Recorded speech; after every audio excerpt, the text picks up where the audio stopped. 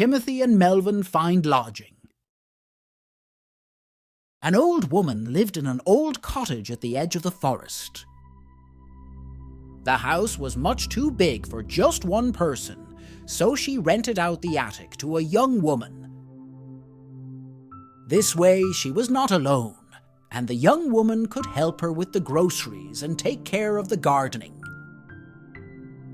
As winter approached, the young woman worked in the garden every day. She raked the fallen leaves into a big pile, trimmed the bushes, and swept the paths. In one of the large piles of leaves, 2 little mice had taken up residence quite unnoticed. It was cozy and warm amongst the many leaves and twigs.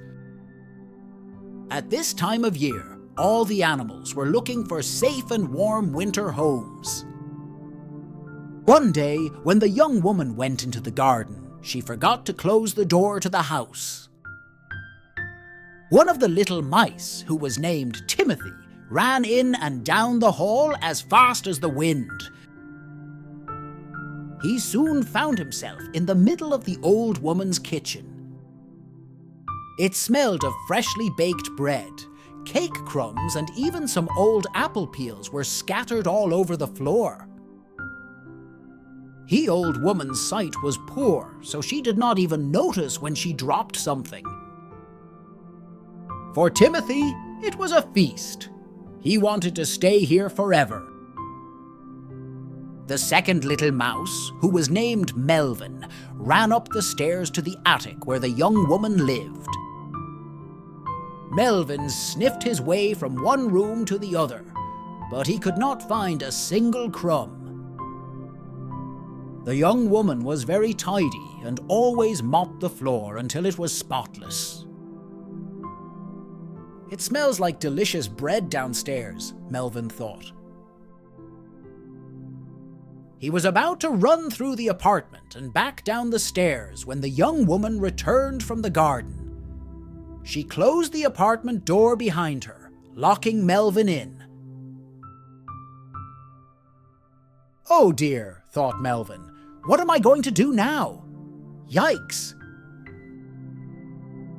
Melvin was equally frightened and ran as fast as he could down the stairs through the narrow gap in the door. Trembling and breathless, he stood in front of the front door and found a crack to slip through. Outside, he tried to calm himself down from the shock. Timothy noticed and hurried over to console his friend. After a warm greeting, they ran into the kitchen together, and Timothy showed Melvin all the leftovers on the floor. They prepared a delicious feast. Timothy was quite proud to present his friend with such perfect lodging. They decided to spend the winter there together.